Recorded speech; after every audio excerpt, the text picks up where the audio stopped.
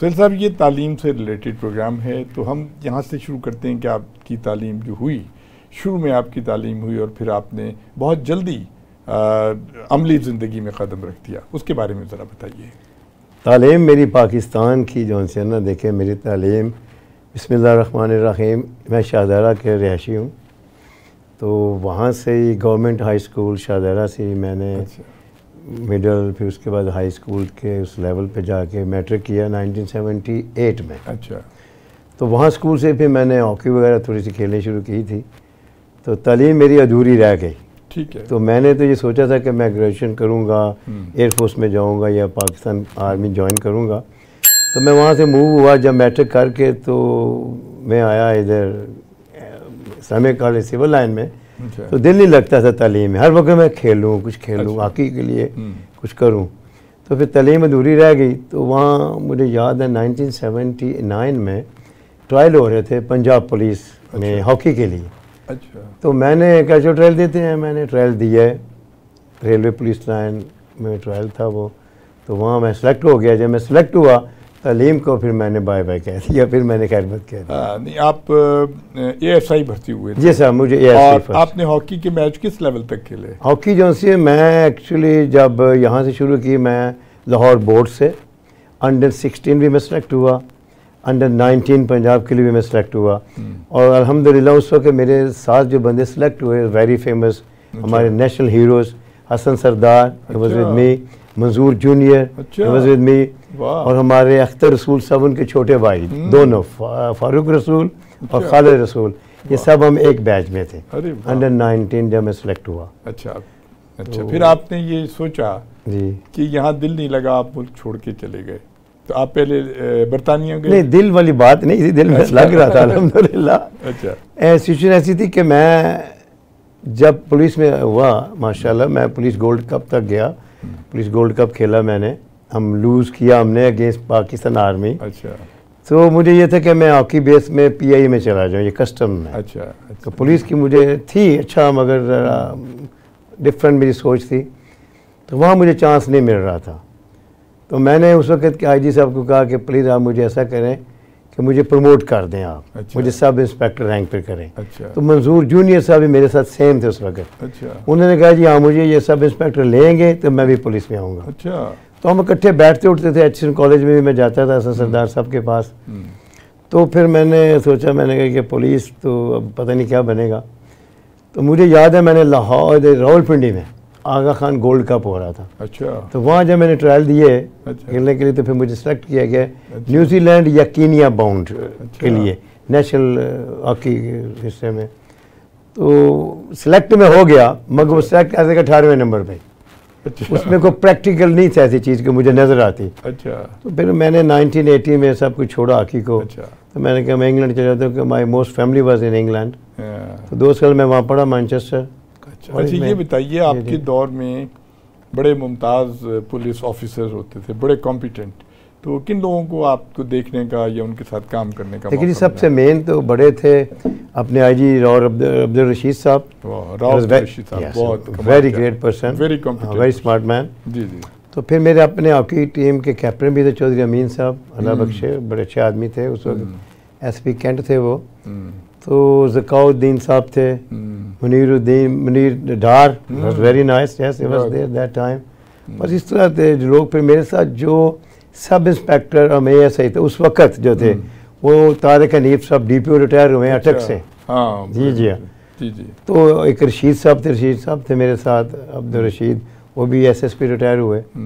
اس طرح کے رہیں کہ مگر پولیس کے ساتھ ابھی اسٹل میرا کنسرن ہے۔ اچھا، جی جی، ابھی بھی میں الحمدللہ میں اپنے شہر پولیس کے جو 3 پولیس اسٹیشنز ہیں ان کے ساتھ ایسے just like my family home. اچھا، ماشاءاللہ، کہ جو بھی ان کے ساتھ کوئی مسئلے مسائل ہوتے ہیں میں سنتا ہوں، دیکھتا ہوں، جو میرے اندر کیپیسٹی ہے اچھا اس کے طریقے سے میں ان کے ساتھ ہیلپ فل ہو جاتا ہوں۔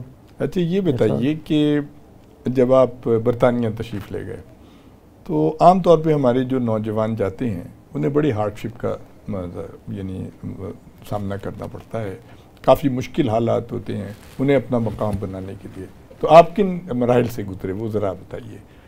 میرے والد صاحب actually was a good business man, اور وہ 1964 میں انگلینڈ گئے تھے. ہماری ایک مل تھی پنجاب وول انڈسٹریز شاہدرہ میں, بڑی اچھی مل تھی. تو میرے والد صاحب کی ایک ہی کوشش تھی کہ میں ایک اسمال انڈسٹریز لگاؤں, لوگوں کو جاب دوں, پروموٹ کروں اپنے بزنس کو. اس کے لیے وہ گئے انگلینڈ مشینری لینے کے لیے, تھوڑا سارے ان کی ڈیتھ ہو گئی. تو میری کچھ فیملی تھی وہاں, میرے انکلز تھے, میری بڑی سسٹرز تھیں. تو انہوں نے کہا کہ یہاں تو پھر ایسے پولیس میں رہے گا تو ہاکی کھیلتا رہے گا, تو تھوڑا اور ایجوکیٹڈ آگے چل, کسی فیلڈ میں جا آگے.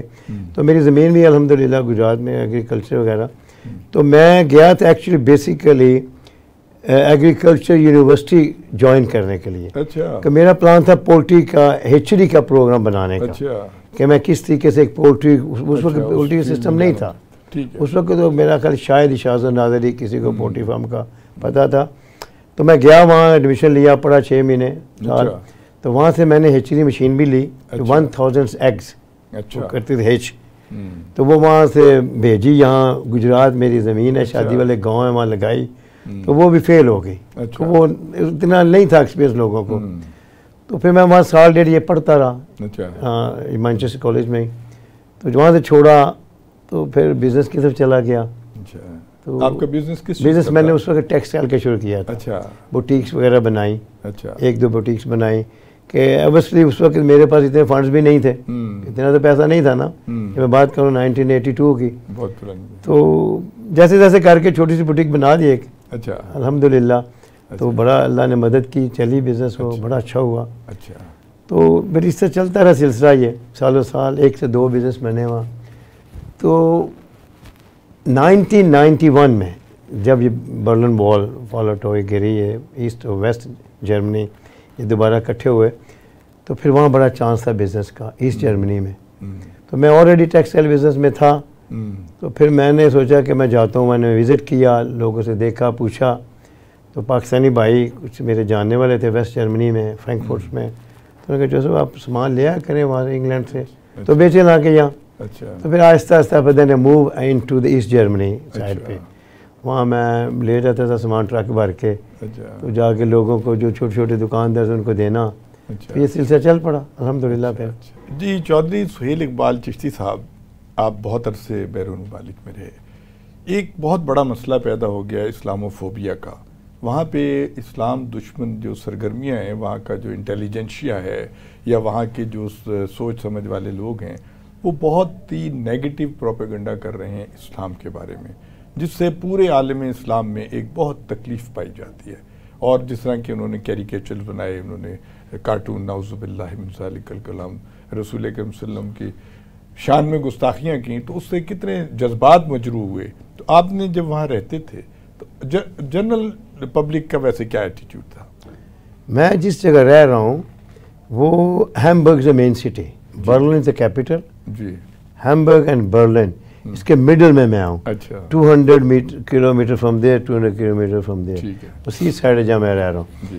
تو اس کا بگ سٹی کا نام ہے روسٹاک. وہاں تقریباً میرا خیال ہے ابھی وار جو سوریا وغیرہ میں جو ہی شام میں اس کے وہ جو آئے امیگریٹ لوگ, تقریباً 5 to 10,000 امیگریٹ پیپل یا فارنرز یا عربک یا مسلم سارے کہہ لیں, وہ رہ رہے ہیں پچھلے 5 سال سے. 5 سال پہلے نہیں تھے اتنے. ہم پاکستانی تھے یا کچھ اسٹوڈنٹس تھے یا کچھ ایسے لوگ تھے اس بگ سٹی میں. وہاں ایک ہی مسجد تھی, اب 3 مسجد ہیں. میں جہاں رہ رہا ہوں اسی سائڈ ہے, سمندر کا کنارہ سارا. وہاں 100% جرمن کمیونٹی ہے.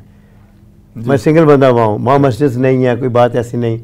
مگر اب دیکھیں اللہ کی شان کہ جتنے بھی ہمارے پاس لوگ آتے ہیں ریسٹورنٹس کے اندر بیٹھتے ہیں, ہم نے اس کو اس طریقے سے اس کا انٹیریئر بنایا ہوا ہے کہ وہ بالکل ایشین سٹائل میں, ریلیجن سٹائل میں لگ رہا ہے. تو ہم فوراً ہی لگا دیتے ہیں اسکرین کے اوپر اپنے کلچر کے سسٹم یہ باتیں. تو پھر ڈریسز ہماری جتنی ویٹرز ہیں 2-3 ہیں جرمنز, پاکستانی ڈریسز ہیں ان کے. بیگم صاحب میری وہ بھی آلویز دینے پاکستانی ڈریسز. بیٹے میرے آلویز شلوار قمیض, داڑیاں رکھی ہیں ماشاءاللہ. تو جب یہ اتنی پکچر ان کو نظر آ رہی ہے تو ان کو پتہ ہے کہ یار چشتی صاحب یا بیگم صاحبہ یا مسٹر میرا بیٹا واٹ ایور جو بھی ہیں, بڑے اچھے بیہیو ہیں ان کے, بڑا اچھا سلوک ہے. تو یہ نماز بھی پڑھتے ہیں, ہم بند کرتے ہیں ریسٹورینٹس ماشاءاللہ 1.5 hour دوپہر کے ٹائم پر, نماز کے ٹائم پہ.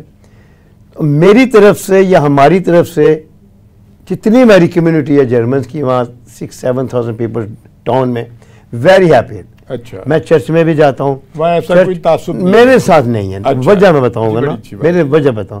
جب چرچ میں کوئی فنکشن ہوگا تو وہ مجھے بلاتے ہیں, میں جاتا ہوں, میں بیٹھ کے دیکھتا ہوں ان کی پریئر کو, سنتا ہوں سب کچھ ان سے, کوئی خوشی غم ہوتی ہے میں ان میں شامل ہوتا ہوں.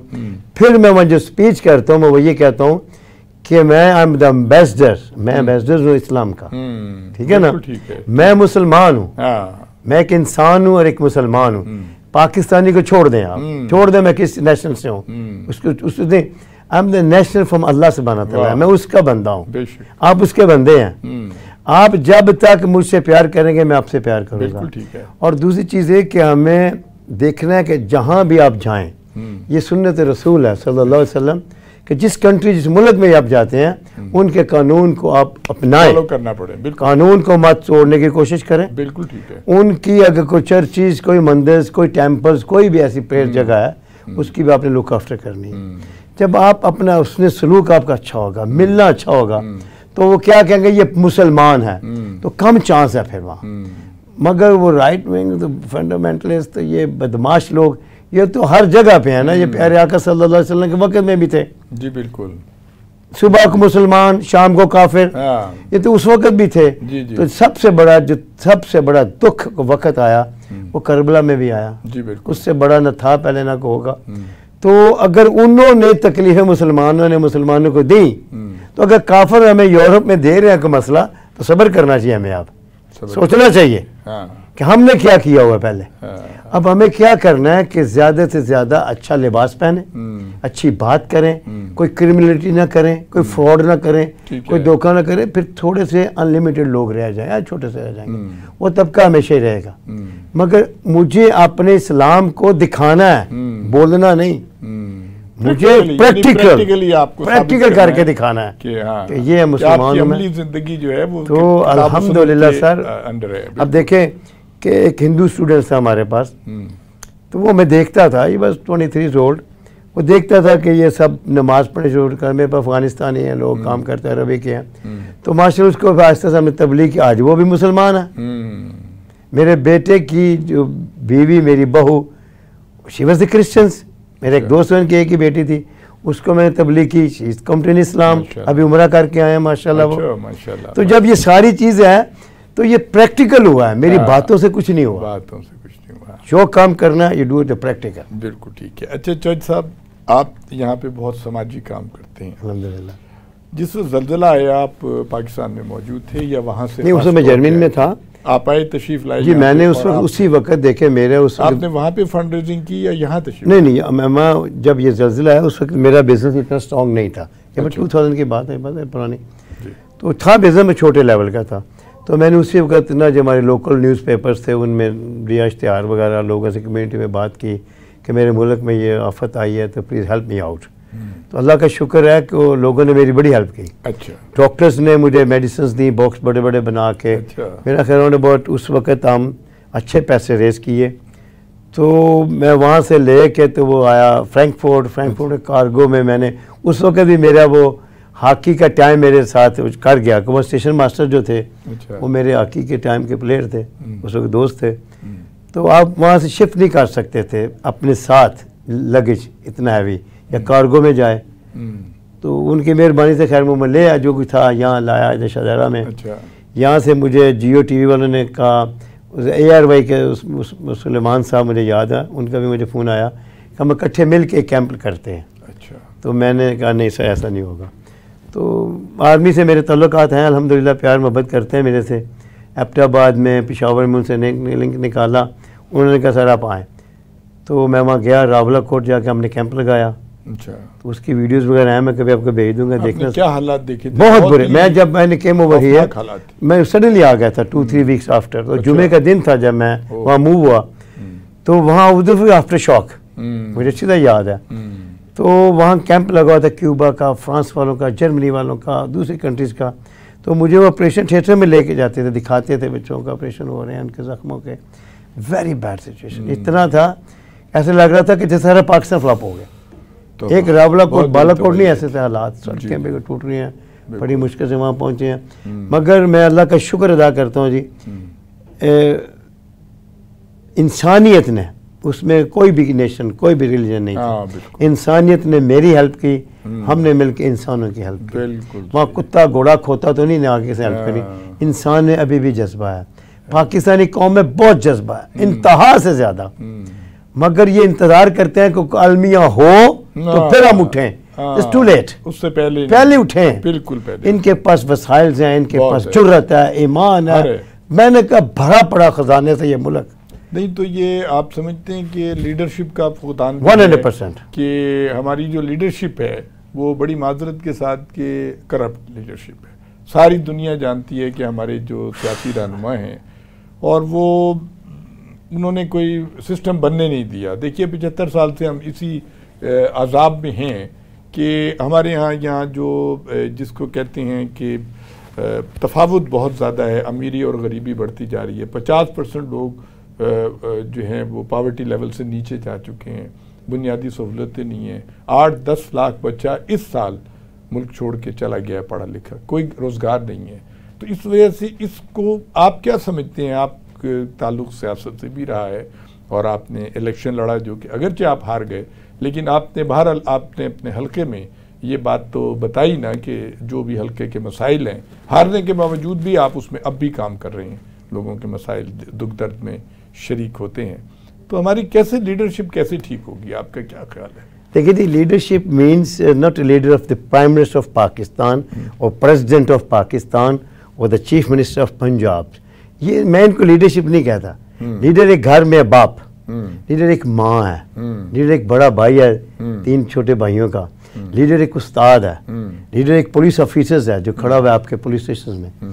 لیڈ کرنا کسی بھی چیز کو، میں الحمدللہ میں انگلش میری نیشنلٹی تھی تو میں نے چھوڑ دی 2 سال پہلے، اور چھوڑی اسی ریزن سے تھی کہ to move to Pakistan now.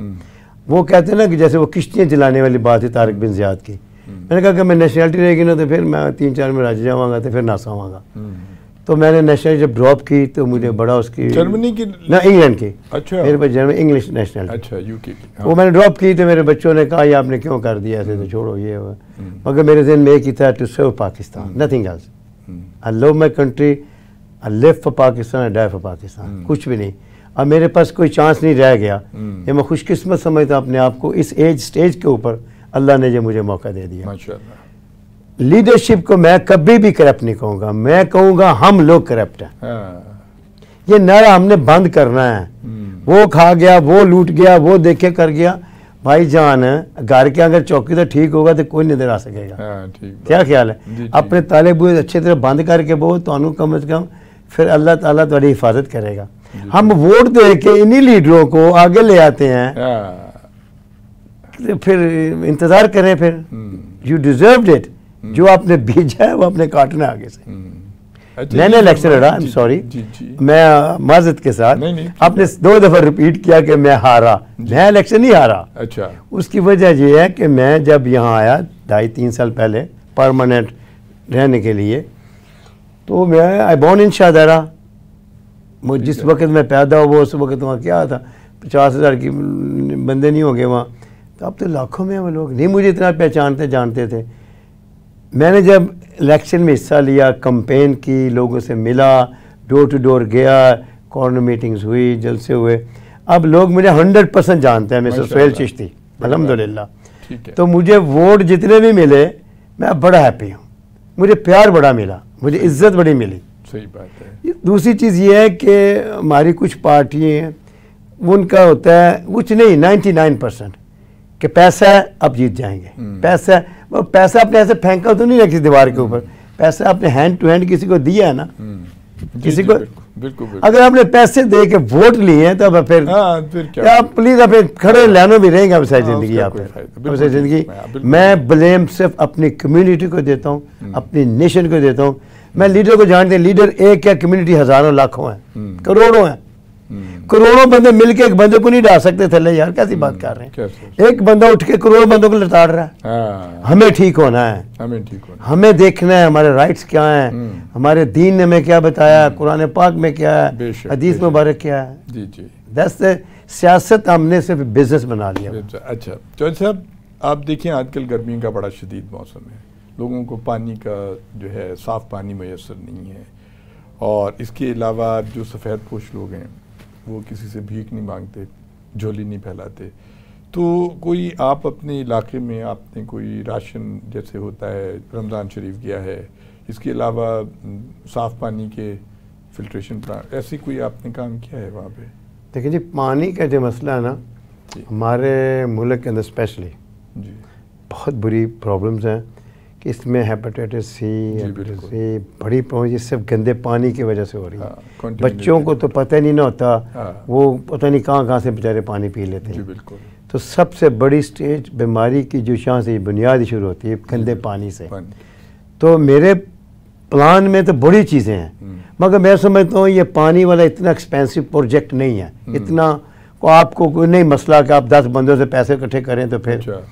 تو الحمدللہ میں نے گھر سے سب سے پہلے چشتی ہاؤس شاہدرہ سے ایک فلٹر پلانٹ لگایا، جو پلانٹ بھی بہت ویری اسپیشل قسم کا ہے. وہ 24 آورس چل رہا ہے، 24 آورس. یعنی کتنے گیلن پانی تقریباً؟ وہ کئی تھاؤزنڈس ہیں. اچھا. وہ 500 فٹ ہم نے اس کا نیچے بو کر کے پانی اوپر لایا، پھر وہ آگے جا کے کوئی 200 میٹر کے اوپر واپس پانی پیتے ہیں فل سیٹ. اس گرمیوں میں تو وہاں لائن ہے نا، پھر ہم نے اور لگائے ہیں 3-4 چھوٹی چھوٹی جگہوں کے اوپر. تو اب میری سوچ ہے انشاءاللہ تعالی، اللہ مہربانی کرے کہ اور 2-3 مہینے کام میرے لائن میں بھی ہیں کہ میں چاہتا ہوں میں بچوں کو کچھ اسکل دوں، آئی ٹی کے کام پہ ان کو لاؤں. جی بالکل. اور تھوڑا سا نا بچیوں کو کچھ سلائی کے کچھ اور چھوٹے چھوٹے میرے پاس پروجیکٹس ہیں، وہ میں کچھ کروں، بے شک 5-5 10-10 بچوں کے لیے. ٹھیک ہے. کہ میری کوئی این جی اوز نہیں ہے جی، میں فنڈ ریزنگ نہیں کرتا، میں اعلانیہ کہہ رہا ہوں، سن رہے ہیں لوگ، دیکھیں گے بھی. میں فنڈ ریزنگ نہیں کرتا کہ میری اللہ واسطے میری مدد کرو. میں نے ایک چھوٹی سی ایک فاؤنڈیشن بنائی ہے نردا کے نام سے. اچھا. اس نردا آرگنائزیشن کا میں چیئرمین ہوں. اچھا. اس کی ایک باڈی ہے 8-10 بندوں کی، تو وہ صرف بنائی ہے ہم نے آرٹسٹ کے لیے. اچھا. انسانوں کے لیے تو ہے ہی ہے، مگر جو فنڈز میں رکھتا ہوں وہاں 50,000 کا مہینے کا یا 2 لاکھ کا جو بھی میں افورڈ کر سکتا ہوں اپنی پاکٹ سے، وہ پیور آرٹسٹ کے لیے ہے. کہ خدا نہ کرے کوئی ہمارا سنگر ہے، کوئی ہمارا اسٹیج شوز کا کوئی ایکٹر ہے یا کسی بھی میڈیا لائن میں ہے، جب وہ اپنی اس چیز سے نکل آتا ہے بات کہ جو اس کے پاس تھی ٹیلنٹ کچھ بھی نہیں ہوتا، ختم ہو گیا نہ، پھر ان کے پاس کرایہ ہوتا ہے سر عباسی صاحب مکانوں کا دینے کا، نہ میڈیکل کے سہولتیں، کچھ نہیں. پھر یہ لوگ ہماری کمیونٹی نہیں چاہتی ان لوگوں کو، یوز لیس ہے ان کے لیے، ٹیشو پیپر کی طرح ہوتے ہیں. صحیح بات. ان کے لیے میں نے یہ بنایا ہے. الحمدللہ میں کر رہا ہوں. آج کل وہ میری ایک میں نے بہن بنایا ہوا ہے، ہماری بچی سنگر ہیں تصور خانم صاحبہ، وہ 1-2 دفعہ میرے پاس گھر بھی ہیں. ان کے لیے میں کروں گا انشاءاللہ تعالیٰ ان کے لیے کوئی بہتر.